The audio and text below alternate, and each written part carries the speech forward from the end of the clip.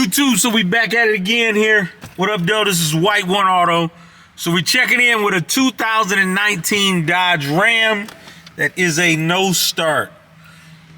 And I look right there and I see that. So it makes me wonder. So let's see what happens. We'll get our foot on the brake, attach the key to the key fob. The key fob to the start button. Let's see what happens. So it starts up and dies out. Let's try this again.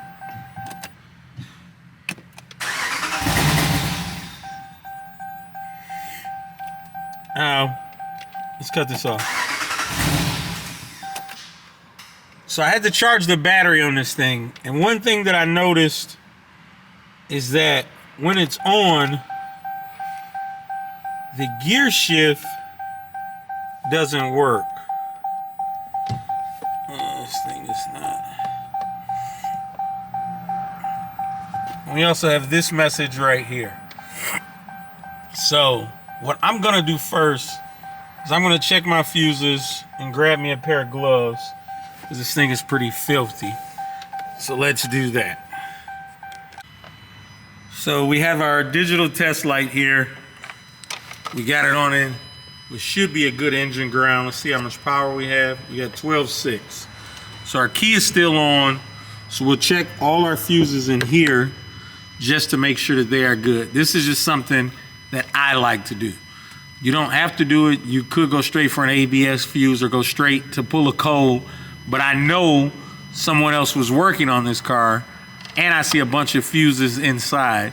So I'm gonna check my fuse box out first to make sure that all of these fuses are good, and also check with the labeling under my fuse top here and make sure that a fuse is in every spot where I believe I should have one. I would not do this if I didn't know that someone else was working on the car. And also from what I was told from the customer is that the mechanic put a starter on the car and then it started acting up. So it makes me think that something was done when it was trying to be repaired. So let's check this out. So because this is a 2018 Dodge Ram, a 2019 Dodge Ram, we're gonna have to use our Triton scanner that works with the Chrysler Security Gateway. So let's go into it. So we will select Ram. See if we can get a good picture. Say 2019. Do auto ID. That is the VIN.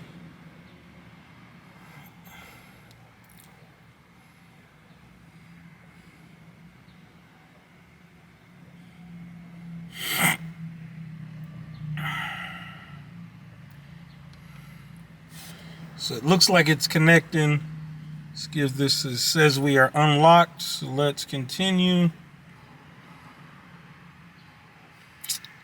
So let's do a code scan first. This is a pre. So this will just pull all the information from all the modules. Let's do this first and then we'll look at data, because you can see we got tons of messages on the screen. We got a brake, a check engine light, a tire light. We got one of everything up here. So we will do a code scan and check back in. So here we go. We got some 24 codes.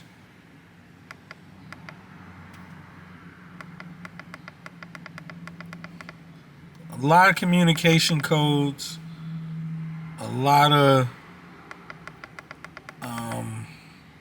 just weird codes.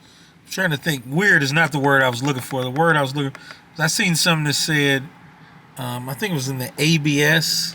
Let me back out. Let me go to ABS. Is it incorrect data or something?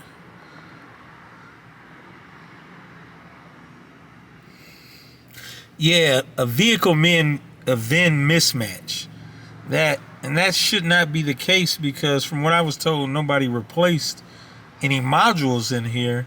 They just replaced a starter. So let's see if we can acquire what VIN is in here.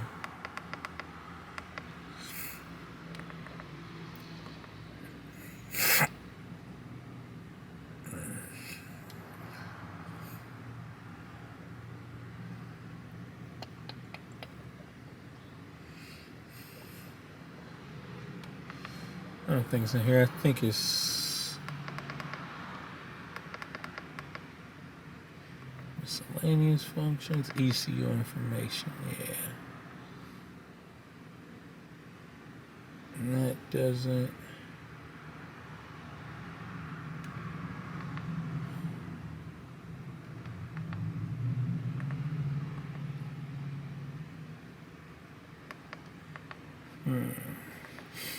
Maybe it might be under data.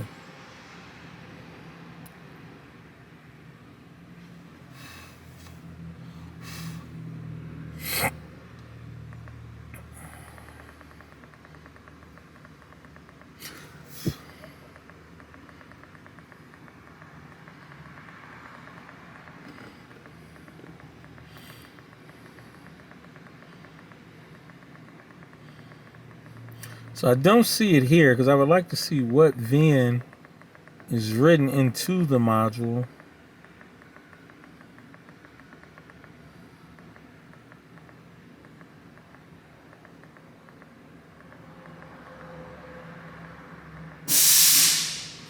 You see there's the brake pedal.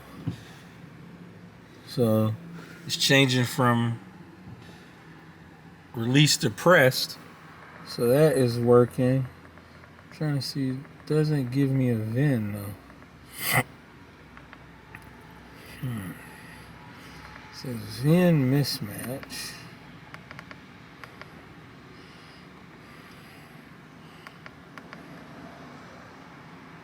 This just gave me.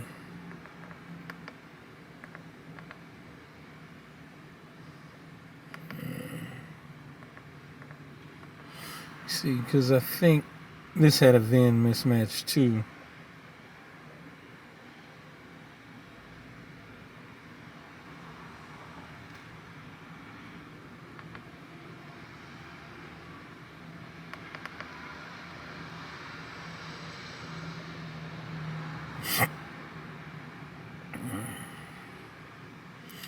Trying to see will the scanner give me any of the VINs that are written into the modules. ECU info. No, it's just giving me software part numbers, so that's not what I'm looking for.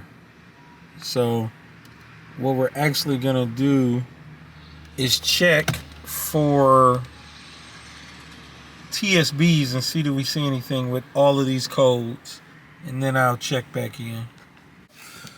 So here's one code I just stumbled across. This P232A says TCM requests engine shutdown.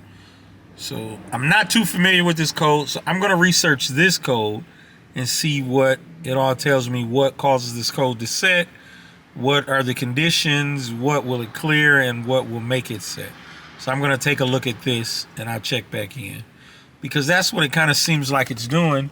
It wants to start, but then something is shutting it down.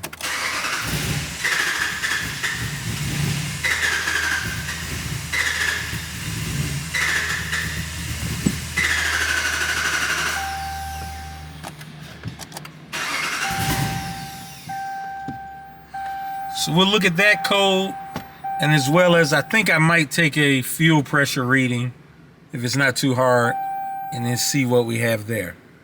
Looked in service data for that code, the P232A, and one thing it notes is that the PCM sends a request to the powertrain control module to shut engine off when it detects a certain malfunction in the transmission. Now let's go back. So we have a bunch of transmission codes, and I think this may be our problem as far as what is going on with the transmission. So we have a run start input correlation, an ECU not initialized, and a lost communication with ECM PCM. and a lost communication with transmission control module. So something is going on in the TCM. Now I'm gonna start reading data in there and see what we got and then go from there. So I went ahead and talked to the customer again just to get the full backstory on this. So it turns out this truck has been sitting for about a year, well, a little bit over a year, and it suffered some vandalism. You can see like one of the issues is that you can see how like this mirror is like that. That's not from an accident, that's from somebody breaking a mirror. So I went ahead and cleared codes, and also he told me he started having problems after those incidents happened with the vandalism. So I want to see what the fuel looks like in this thing, because I cleared the codes, all those transmission codes went away. I did record them, and I haven't gotten that shutdown code again, the P232A. So I think that may have just happened from this thing not being started for over a year or so. So back there is our fuel inlet. So we're gonna get access to that. We're gonna pop this cover off, get access to there, put a fuel pressure gauge in it, command our fuel pump on, and see what we have for pressure and fuel quality. What we have hooked up is our fuel pressure gauge down there. It's hooked into our supply, and then it's hooked into where it goes into the rail. And then we have our gauge right here. So what we're gonna do is use our scanner to command the fuel pump on and see what we get for fuel pressure. So we don't have anything.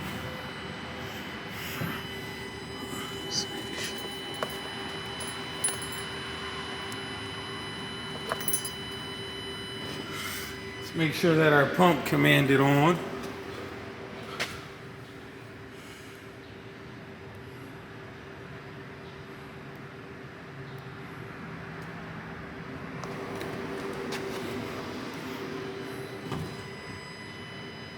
We don't have anything. So that is a problem. So we'll exit out of here. Just to confirm, we will crank this thing over and let the engine control the fuel pressure. Excuse me, and let the computer control the fuel pressure, and just make sure we're not making a mistake, which I don't think we are. So let's set that gauge up. And let's see if it's...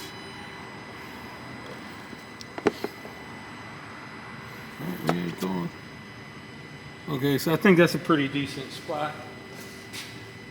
So let's see if our needle moves.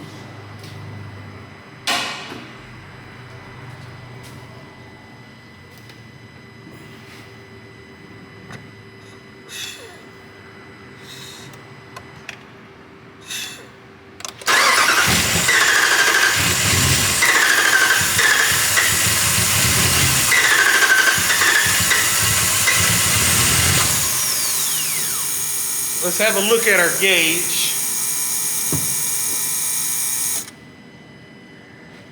And I don't see any leaks back there. And I don't think that this thing moved at all. I'm gonna get a container and see if there's something we can get out of here. So we have our fuel pressure gauge where you can see it. Let's try to crank it over and see, does this needle jump at all?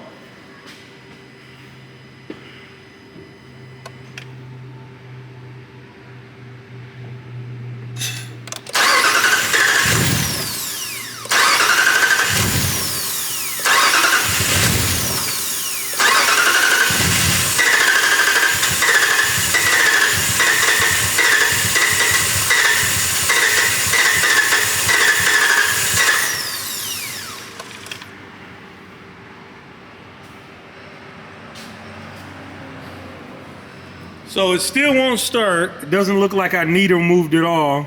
So let's take, I got a clean container here. Let's try to see if we can get some fuel out of here. and we can get nothing coming out. The tube is still dry. Nothing comes out when we press the release. So that's a major problem. So now I'm gonna do something that you shouldn't do. Something I was gonna do earlier, but I wanted to walk you guys through all these tests. So I've already loosened this air cleaner right here. Now this is very, very dangerous if you don't know what you're doing, but it will help you prove a point. I'm gonna spray some brake parts cleaner down here and see will it start up for just a moment. You have to be extremely careful doing this because you can blow up your intake doing this, or you can hydro lock it. So you wanna be very, very careful. So I'm gonna set you guys back up here and we'll see.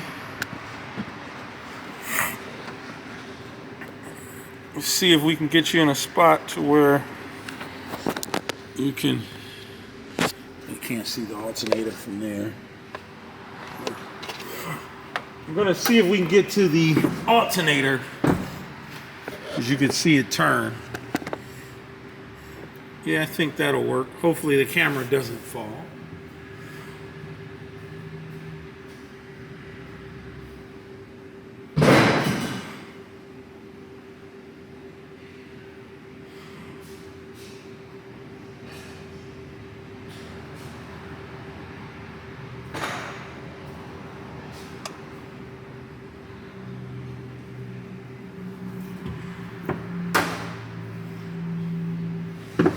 So I'm gonna spray a lot in here.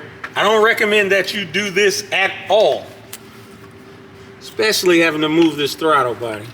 I don't recommend that you do anything that I'm about to do. But the reason why we're going this route is because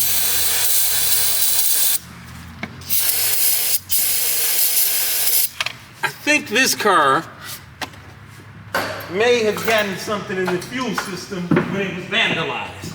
So let's see what we got, people.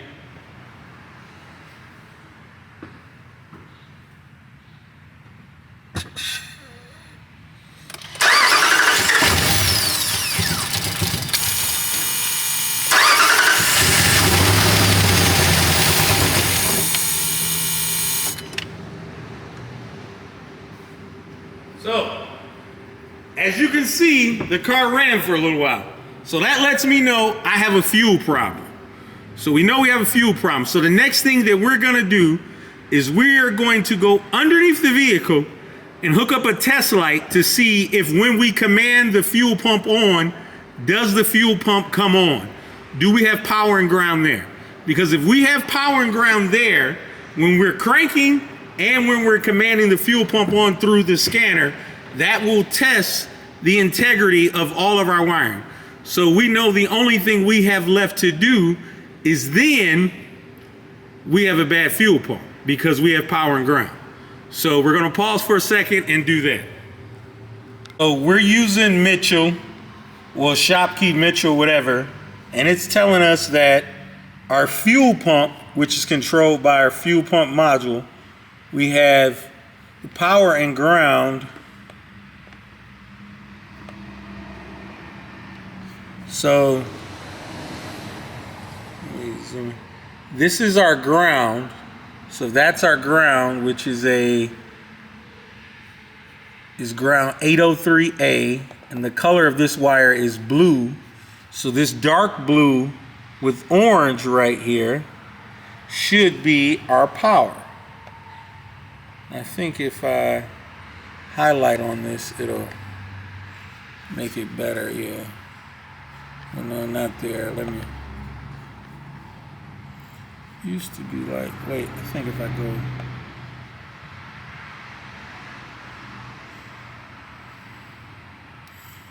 Yeah, so that dark blue with orange there, it goes out to 1. And you see that is coming from our fuel pump relay. So we need to check fuse number 1 to make sure that is good, which I'm sure that is good.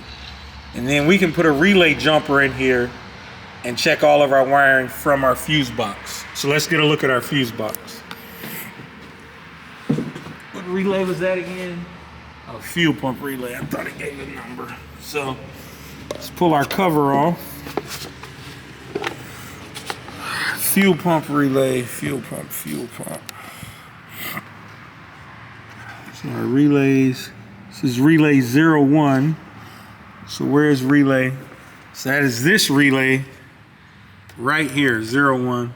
Our fuse is right there. So let me key this on once again.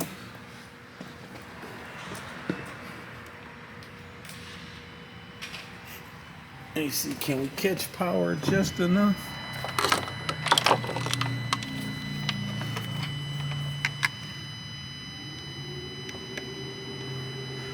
So that is not powered up right now, but this is our relay right here.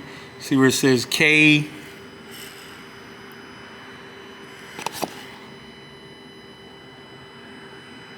K01 is our fuel pump relay. So let's grab a relay tester and see if we can get this going.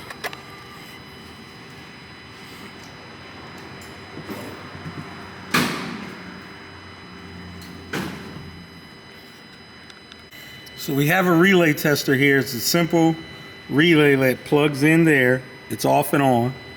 So you see it's just got a rocker switch in there, off and on.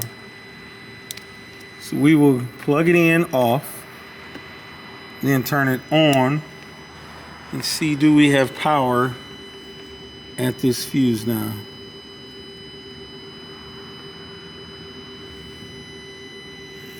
So we have power there. Hold on. Look, this is an important call. So we have power there.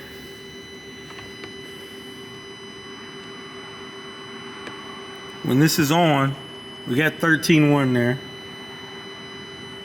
And we got 13.1 there. So let's turn it off.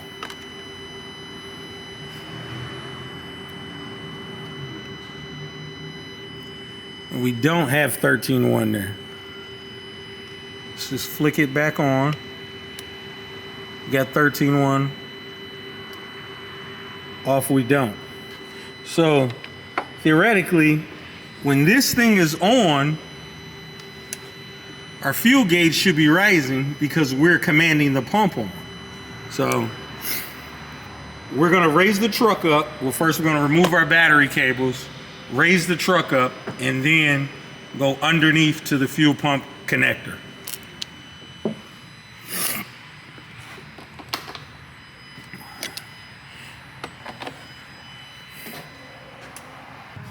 Our fuel pump connector, let me bring that thing out for you. So here it is right there. So we got a black and a orange, a brown with a blue with orange. So those are our two connectors. Now there's two black wires in here. I'm pretty sure the other one goes for the fuel gauge. So we need to see which terminal we need to be on. And we're gonna make sure that we have battery voltage there. We should have above 12 volts. And if we have that, we know we've got a fuel pump problem. So we'll call the customer and tell them, hey, you need a fuel pump. And I'm pretty sure it's probably gonna be some trash in there. So let me get some connectors and we'll check it and see. So we got our correct jumpers hooked up there. We got them running down here to test leads. We got our meter on DC volts, so let's hook it up and see, do we have system voltage here? And we do, we have 12.7. So we have checked all of our wiring from the fuse box all the way down to the fuel pump, and our power and ground is good. So we know that we have a fuel pump issue. So we have to drop this tank, put a new fuel pump in it. Hopefully there isn't too much debris in it. I'm pretty sure this thing got contaminated because this thing was vandalized pretty bad. So what I'm gonna do is let it down, pull that test relay out, and then just try to command it key on, and then you guys can watch and make sure that we have 12 volts when we're just commanding key on. So right now we have our regular factory relay installed. Let's key this thing off. Try to crank it up and see what happens. So we'll key it on.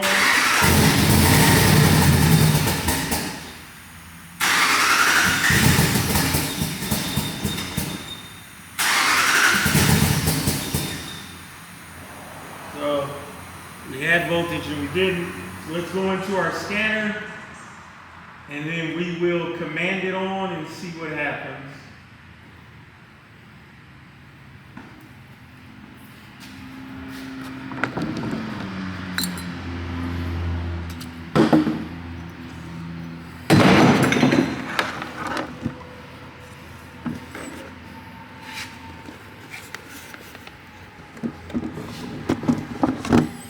Let's try to bring them both in here side by side.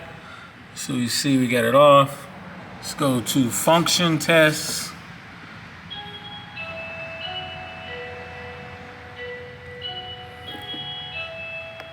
Should be relay command, fuel pump relay command state. So still have 0 volts there. Waiting on the scanner to come up. See if we can zoom out. So we will command it on. Command it on. We have 12 volts there. It is commanded on. Now let us command it off. See, our voltage goes away. So we need a fuel pump, people. All of the integrity of our wiring has been checked from the PCM to the fuse box all the way back to the fuel tank. I believe it had all of those codes in it because the vehicle had been sitting for over a year with a dead battery or so. So just everything was probably just freaked out a little bit. And I was also told that it was a starter had put on it. A starter was put on it. And you see we got a bunch of fuses that are sitting in the center console. So we don't know what happened while that starter was trying to be put on. Some could have arced out. They could have tried to jump this thing badly because the battery's been replaced too. So we're gonna get a fuel pump, put that in there. Hopefully we won't need a tank, but I think we probably will because this thing has suffered damage. So we're gonna price together, call the customer, and take it from there. Okay, so we checking back in. We got our fuel pump here. We got this from the dealer because I believe this is the only people that make one for it. So it's a whole fuel pump assembly. That's where our connector went that was up top that we tested. These are some lines, some evap, pressure return lines. So we're gonna grab the fuel tank out of here and then check back in after we get the tank down so we can see if there's anything in it. So I'll check back in. So we got our tank down. This is our fuel pump module. We have to blow that off, pull it out. And then we're gonna check the fuel quality in here. But before you pull this off, you wanna make sure you blow all this off real good with an air hose to make sure you can get any kind of debris off so you don't add it to the fuel tank. So I'll check back in as soon as we grab the pump out. Got a lot of this fuel out of here, but there were some little white particles. I'm trying to see if you can see them, but there is something red down there.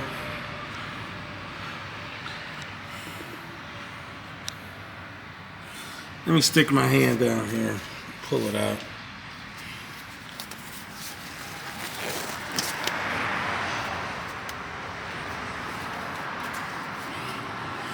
So there was something.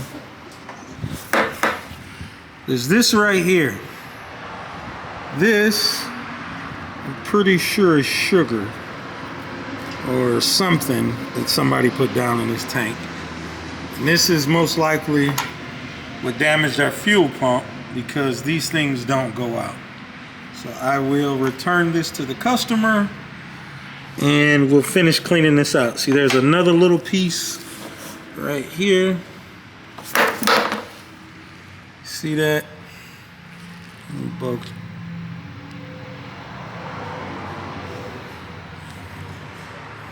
So this is what was down in this tank. This and this. So this is all bad. So this is why we had to clean it out. So I was able to get an even better shot there, I think. We flip this thing around. You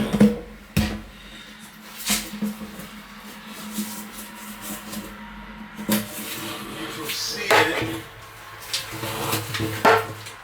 pretty good there. All of that sugar and stuff down there, so we got to get all of this out of the tank. Clean it out real good. Already reverse flushed the line, so we just got to get all this crap up out of here. So that's what we're working on. So we got our new fuel pump installed, new O-ring. So now we're ready to set the tank back up in place. And this will be surprisingly empty because we have an empty fuel tank because we had to clean it out due to contamination. So we'll throw this thing back in, and then, excuse me, we'll check back in after we get some fuel in it and get it fired up and let you see the pressure gauge. So we'll check back in. So we got our tank all in, fuel system buttoned up, we changed the oil and filter. Now let's key on and see what our gauge does.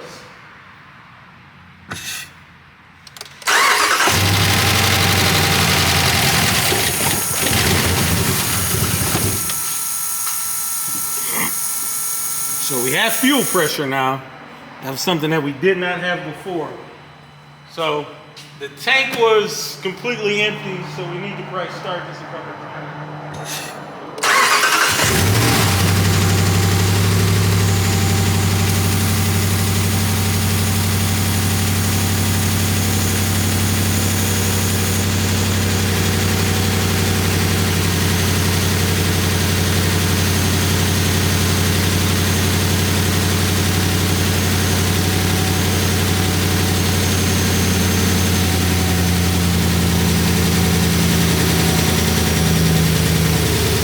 So you can see we are running, we have fuel pressure. This thing did have some sugar in it, so we're not gonna be too concerned with how it runs right now. Hopefully there is no contamination to the fuel injectors or nothing. So I'm gonna check out for a second, just make sure we don't have any leaks underneath, and then I'll check back in. So the truck is running. We're real smoked out after we fired this thing up. It's putting out a lot of white smoke. So it's running now. As far as the no start portion of this video, that is over with because the truck runs. So that's what we're contracted to do to this point, is get it running. So we will talk to the customer, let him know what we found, and see what he wants to do from this point. So this White One Auto out on that, but let me touch over a few quick things here. Now, let me turn this around. So on this video, we did use our scanner to like diagnose it, but we could have done it without the scanner. And the way we would have did it without the scanner is we would have went straight to our fuse box, put our relay tester in, and then went right back to the fuel pump connector and see if we had power and ground. Now I don't think that we could have legitimately done that without a wiring diagram. So a wiring diagram is a must, a scanner isn't. But the one thing a scanner allows you to do is command it through the PCM and make sure that everything is working there. So that's why I like using the scanner, although it's a bit of a pain in I think a 2018 up Chrysler product or Stellantis product, because you gotta have that gateway module to be able to unlock it. And from what I told, and from what I'm being told, is Ford and Chrysler are right behind them. So you're definitely gonna need a good scanner. And the scanner doesn't fix the car, it just allows you to see what the computer is seeing, so you can interpret as to what is going on.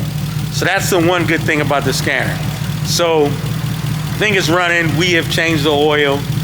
So we'll let the customer know and see where he wants to go from here, because it sounds like it may have a little miss. So, but that's it for White One Auto. Thank you guys for liking, commenting, and subscribing. Continue to check us out here at White One Auto, and we'll keep dropping content for you. Thank you.